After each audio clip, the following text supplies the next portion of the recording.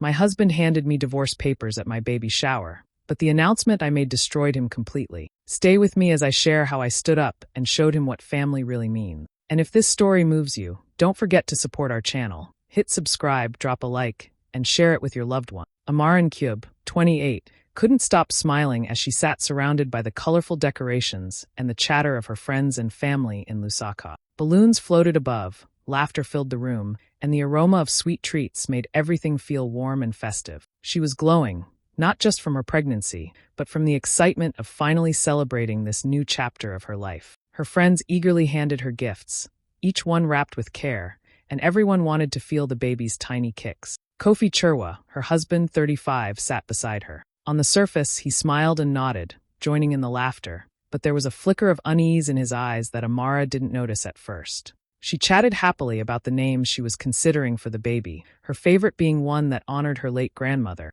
a woman who had inspired her throughout her life. The room felt full of love, warmth, and hope. Then, out of nowhere, Kofi slid a plain white envelope across the table toward her. Confused, Amara picked it up and carefully opened it. Her eyes widened as she read the words on the page, divorce papers. The room fell completely silent. Laughter stopped midair, conversations died, and the happy atmosphere vanished instantly. Guests exchanged shocked glances, whispers spread like wildfire, and Amara felt a cold wave of disbelief wash over her. The joy of the baby shower evaporated in an instant, leaving a heavy, uncomfortable tension that none of them could ignore. The celebration that had started with so much love now hung in the air, frozen and fragile, as everyone tried to process what had just happened. Amara held the envelope in her trembling hand, the paper feeling heavier than anything she had ever touched. She took a deep breath, forcing herself to stay calm, and began to read the words aloud. At first, her voice wavered, cracking with disbelief, but soon it grew steadier, firmer, as if each sentence gave her more strength. Kofi wants a divorce, she read, her eyes scanning the lines that seemed to mock her. Kofi leaned back in his chair, trying to look casual, but his smirk betrayed his nervousness. I can't handle this responsibility, he said loudly, as if the words themselves could justify what he had done. He blamed her career, her ambition, her independence, even the pressure from her family. Each excuse hit Amara like a punch to the gut. It was not just a rejection, it was a public humiliation, delivered in front of everyone she loved and trusted. Mama Zanil, Kofi's mother, stood in the corner, arms crossed and a cold smile on her face. She nodded slightly, clearly approving of the chaos her son had caused. Amara's friends gasped, exchanging horrified glances. Some covered their mouths in shock, others shook their heads, unable to believe what was unfolding. Amara felt her chest tighten with a mix of betrayal, hurt, and an unexpected rush of anger. How could someone she trusted, someone she loved, do this at the very moment she was celebrating life? Then a realization struck her. This was never just about their marriage. This was a power play, a show meant to embarrass her and make her feel weak in front of everyone. The whispers around the room, the gasps, the stares, all of it was part of their plan. But Amara refused to give them that satisfaction. Her hands clenched around the papers, her mind sharpening like a blade. She could feel her anger turning into clarity, into focus. Looking Kofi straight in the eyes, she said, her voice steady now. You think you can break me today? You are wrong. The room seemed to hold its breath. Every friend, every family member, every guest felt the weight of her words. There was no fear, no trembling, only the quiet, powerful presence of a woman who had just discovered that betrayal could be fuel. In that moment, Amara realized something important. She didn't need anyone's approval to be strong. She had herself, her baby, and the life she was determined to protect, and that was more than enough. Amara took a slow, steadying breath and raised her hand, signaling everyone to calm down. The room, still buzzing with shock and whispers, began to quiet as all eyes turned to her. She could feel the tension in the air, the weight of hundreds of gazes, but instead of fear, a strange calm washed over her. She refused to cry, refused to let Kofi see even a flicker of weakness. Not today. Not in front of everyone. Please, she said, her voice clear and confident. Let's take a moment. She paused, letting her words sink in. Then she continued, her tone calm but powerful, the kind that made people lean in without realizing. This isn't the time for panic or judgment. I have something important to share, something I've been working on quietly for a long time. Curiosity rippled through the crowd. Some leaned forward, some whispered to neighbors, but all eyes stayed fixed on her. Amara held up her head, feeling a spark of pride that almost made her chest ache. I know this moment might seem like the end, she said, glancing at Kofi, who now looked slightly unsettled. But it's actually a new beginning. Because while you were planning this stunt, I've been preparing my life, my career, and my independence. all without needing anyone's approval. A few people gasped, murmurs spreading through the room like wildfire. Amara's friends, who had supported her quietly over the years, suddenly realized what she was about to reveal. "I own my own business," she said, a small smile tugging at her lips. "Zuri Threads, my design studio, is registered solely in my name. It's thriving, it's successful, and it's earning millions." The room fell silent. Kofi's confident smirk wavered, then disappeared entirely, replaced by something that looked almost like panic. People looked at him, then back at Amara, their expressions shifting from shock to admiration. Phones were raised. Some guests were already recording her words, sensing that something remarkable was happening. Amara took a step closer to him, her voice firm but controlled. "If you think threatening me, humiliating me, or trying to scare me will make me bend or break, you are mistaken. This life, my career, my baby, my future, belongs to me, and no one can take it from me." A ripple of cheers went through the room. Friends clapped, neighbors nodded in approval, and a few of Kofi's supporters looked uncomfortable, realizing that the power balance had shifted irreversibly. Amara's heart pounded, but it wasn't from fear. It was from the thrilling clarity of control, of standing tall despite betrayal. She wasn't just reclaiming her voice. She was proving that no stunt, no threat, no attempt at humiliation could ever define her. Today, she owned the room, her life, and the future she was building for herself and her baby. Amara's mind drifted back to the dusty streets of Challenge, Lusaka, where it all began. She remembered the hot sun beating down as she set up her small table with a few handmade dresses she had sewn herself. Every day was a struggle. She borrowed money from neighbors and family just to buy fabric, dreaming that one day her designs would be seen, appreciated, and bought by more than just the few kind souls who believed in her. Every sale felt like a victory, no matter how small, and every rejection taught her something new.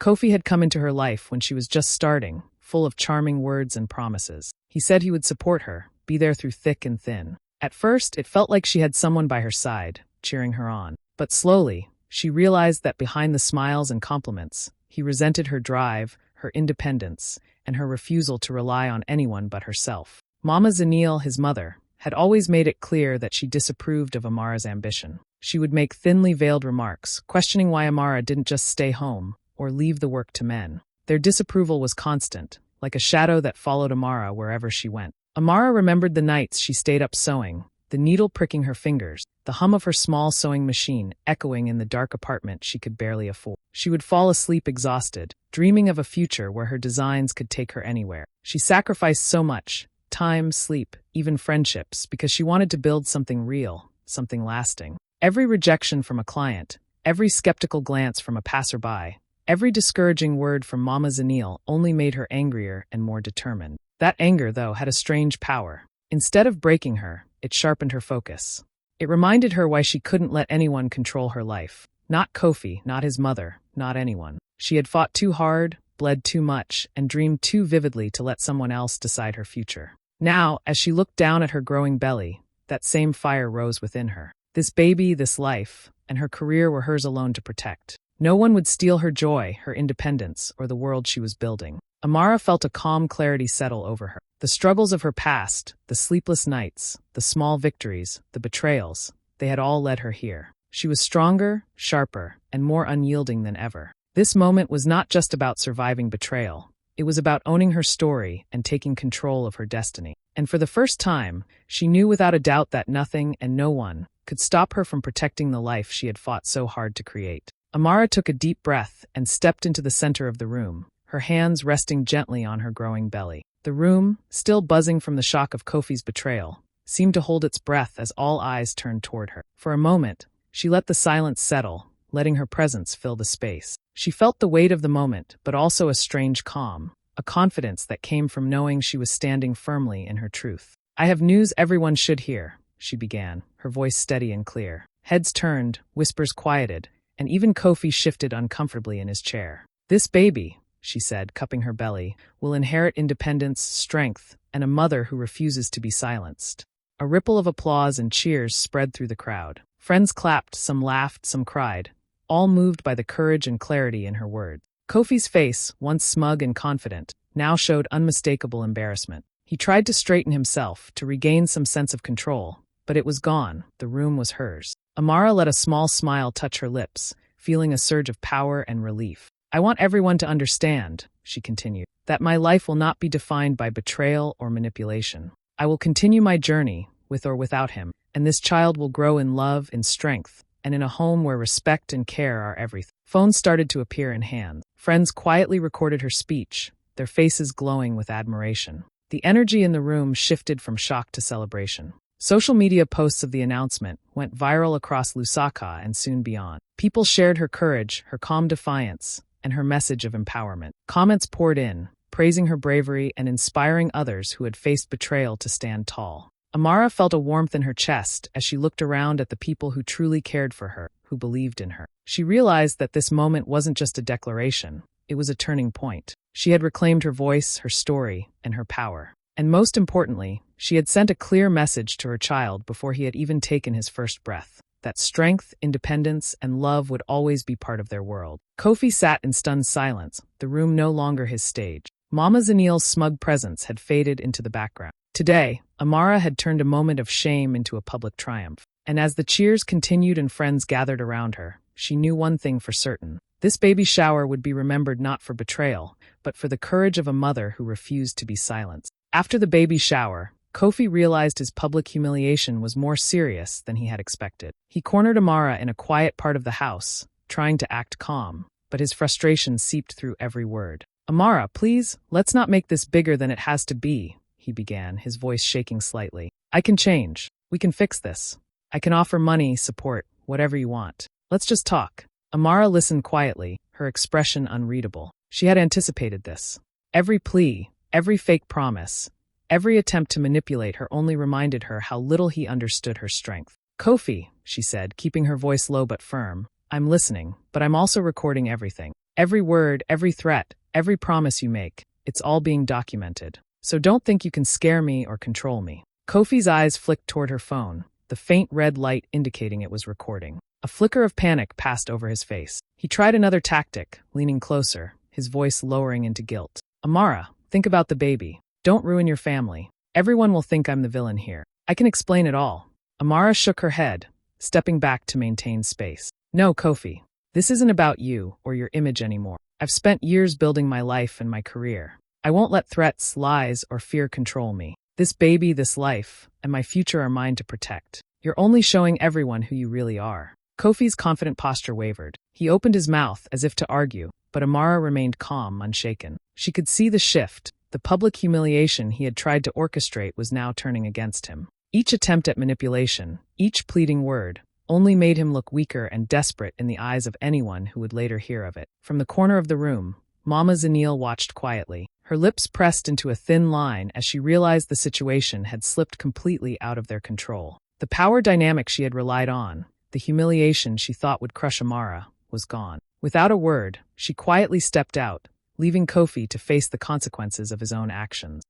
Amara felt a surge of clarity as she watched them retreat. She was no longer the shocked bride-to-be from the baby shower. She was a mother, a businesswoman, and a woman who had learned to turn betrayal into strategy. The attempts at control, the threats, the lies, they all backfired, proving her strength and resolve. By the time Kofi finally left the room, shoulders slumped and face pale, Amara felt a quiet sense of victory. She had stayed composed, kept control, and most importantly, protected her baby and her future. Every threat, every desperate move had been documented, and in that moment she knew, no matter what he tried next, she would always be one step ahead. Amara knew she couldn't leave her future, and her baby's future, in the hands of someone who had already shown his true colors. She made an appointment with Advocate Tabo Moyo, one of the most respected family lawyers in Lusaka, known for taking on tough cases and winning. Tabo's reputation for fearlessness was exactly what Amara needed. When she walked into his office, she felt a sense of calm. Here, she would be protected, and justice would have a real chance.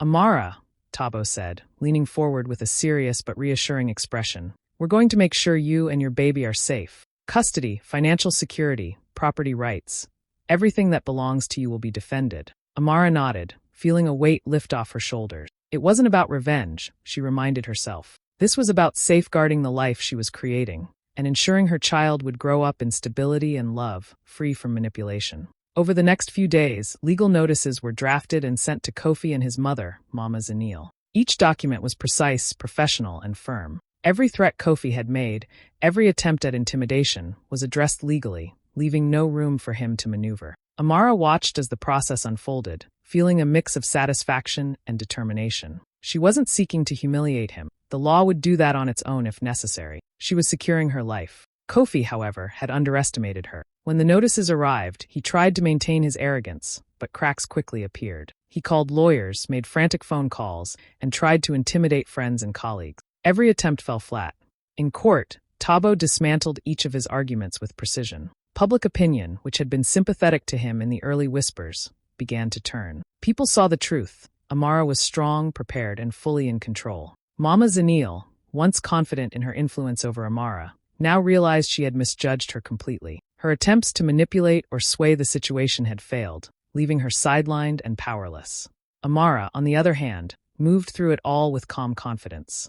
Every document filed, every legal step taken, reinforced her independence. Every courtroom victory was a quiet affirmation that she was building a secure world for her child. By the time the hearings were concluded, Kofi's desperation was obvious. He had lost not just control, but credibility, respect, and any hope of swaying the outcome. Amara walked out of the courtroom, shoulders straight, feeling lighter than she had in months. She hadn't just defended herself. She had taken the steps necessary to protect her baby, her career, and her life. For Amara, this wasn't a fight fueled by anger or revenge. It was a fight for safety, dignity, and legacy. And in every page filed, every legal step taken, she had proven one thing clearly. No one, not Kofi, not Mama Zanil, not anyone, could take away what she had worked for. Her future was hers to shape, and no one could stand in her way. After the legal steps were underway, Amara began to notice something beautiful unfolding around her. Friends, neighbors, and even her colleagues at Zuri Threads rallied behind her. People she had known for years, and even some she barely knew, came forward to show their support. They shared her story on social media, posting videos, messages, and photos from the baby shower, praising her courage, her calm strength, and her refusal to be silenced. The posts went viral quickly, spreading across Lusaka and beyond, and people began talking about Amara not as a victim, but as a role model. Guests from the baby shower reached out privately to express how stunned they were at Kofi's audacity. Many admitted that they had been shocked and angry when they saw what he did, and some even confronted him directly, questioning his behavior and expressing their disappointment. It became clear to Kofi that the public had shifted in favor of Amara. Every whispered rumor, every attempt at manipulation, only reinforced how alone he truly was. Meanwhile, Mama Zanil stayed mostly silent, her usual confidence replaced with unease as she realized that her influence had completely vanished. Amara, however, remained composed. She didn't need to gloat or fight in public. Her calm presence spoke volumes, and people began to admire her. She held her head high at social gatherings, walked confidently through her neighborhood, and continued to manage Zuri Threads with the same dedication she always had. Her leadership qualities, once hidden behind her quiet ambition, became visible to everyone. Young women, especially expectant mothers who had faced emotional abuse or controlling partners, started reaching out to her for guidance. Seeing how her story inspired others, Amara began mentoring these women. She shared practical advice on financial independence, standing up to manipulation, and reclaiming one's voice. Through small workshops, social media sessions, and personal calls, she encouraged women to take control of their lives, to protect their children, and to refuse to accept disrespect. Each time she helped someone regain confidence, Amara felt her own strength grow even more. The response was overwhelming. Messages of gratitude poured in. People shared her tips and advice, and many credited her courage with giving them hope. In Lusaka, and even across Zambia, Amara became a symbol of empowerment, a woman who refused to be broken, a mother who prioritized her child's future, and a leader who used her own pain to lift others. Through it all, Amara never lost sight of what mattered most: her baby, her career, and her life. But she realized that by standing strong, she was not only protecting herself, she was creating a ripple effect of courage and independence for everyone around her. The betrayal that had once threatened to destroy her had instead built a community of support, admiration, and inspiration, and Amara was at the center of it, stronger than ever before. A few weeks later, Kofi tried one last stunt. He showed up at a high-profile charity event in Lusaka, one where Amara was scheduled to speak about her work with Zuri Threads and her support for young mothers. The room was filled with influential guests, journalists, and social media influencers. Exactly the stage he hoped would embarrass her. Kofi began questioning Amara's decisions publicly, raising his voice slightly, trying to make her look unstable, irresponsible, and unfit to manage her life or her business. Amara didn't flinch. She stayed calm, standing tall in her designer dress, projecting the same quiet confidence that had won her viral fame weeks ago. When Kofi finished his awkward attempt at humiliation, she held up her tablet and began presenting evidence. Bank statements showing the financial independence of Zuri Threads, signed contracts proving her authority over her business, and even a carefully recorded video statement addressing the situation and her legal protections. Every document, every fact was clear, factual, and impossible to dispute. The crowd shifted. Whispers grew into murmurs, murmurs into nods of approval. People who had been unsure before now fully supported Amara. Kofi's smirk faded as the reality sank in. The public, the media, and even those in the room who respected him were clearly siding with him. He opened his mouth to argue, but no words came out. His usual charm and confidence had evaporated in the face of facts, proof, and Amara's calm composure. Meanwhile, news of the event spread quickly. Journalists and social media users posted clips of the confrontation, showing Amara standing strong while Kofi struggled to respond. The story went viral across Lusaka, Zambia, and into neighboring countries. People were shocked not only by Kofi's audacity, but by the way Amara had handled herself. She had taken a moment that could have been humiliating and turned it into a public lesson in courage and strength. Mama Zanil's reputation took a hit as well. Guests and online audiences discovered that she had influenced Kofi's divorce attempt, attempting to undermine Amara's independence. Comments and private messages circulated about her meddling, and her influence seemed to vanish overnight. People who had once admired her now questioned her judgment and intentions. Amara felt a quiet sense of vindication. She didn't need applause or public praise. The calm satisfaction of knowing she had faced the final attempt at humiliation, and one was enough. Her focus wasn't revenge. It had never been about punishing Kofi or Mama Zanil. Her attention was on what mattered most: her baby, her career, and her life. As she stepped away from the crowd, Amara felt a surge of clarity. Every step she had taken, from confronting betrayal to seeking legal protection, from reclaiming her voice to mentoring others, had led to this moment. She had turned shame into strength, humiliation into empowerment, and betrayal into a story that inspired thousands. The future was hers to shape, and nothing, not Kofi, not Mama Zanil, and certainly not anyone else, could take it away. Amara held her newborn son in her arms, feeling a rush of love and relief she had never known before. His tiny fingers curled around her, and she whispered his name softly, Tariq, in honor of her late grandmother, a woman whose wisdom and strength had guided her through life. In that moment, all the pain, betrayal, and struggle melted away, replaced by the quiet, powerful joy of new life. A few weeks later, Amara hosted a celebration, not just for Tariq's birth, but for everything she had overcome. Friends, family, and colleagues from Zuri Threads gathered, sharing in her happiness and marveling at how far she had come. She spoke openly about her journey, from the betrayal at her baby shower to reclaiming her independence, building her career, and protecting her future. Everyone could feel her strength and sincerity, and many admitted they had been inspired to stand taller in their own lives. Zuri Threads, which had started as a small studio in Lusaka, continued to flourish. Orders grew, recognition spread across Zambia, and soon her designs were being sought throughout southern Africa. Amara's story went viral, shared across social media, news platforms, and community networks. People admired her courage, resilience, and the way she had transformed betrayal into empowerment. Mothers, young women, and aspiring entrepreneurs reached out to learn from her, inspired by the life she had built for herself and her child. As she looked at Tariq sleeping peacefully, Amara felt a sense of calm purpose. Everything she had fought for, her independence, her career, and her child's future, had been won through courage and determination. She smiled, knowing that this was only the beginning of a legacy she would continue to build. I didn't just survive betrayal, I turned it into strength, love, and legacy. This baby will inherit nothing less. Her eyes shone with hope, and the room seemed to hum with the promise of the life she had created, strong, independent, and full of possibility.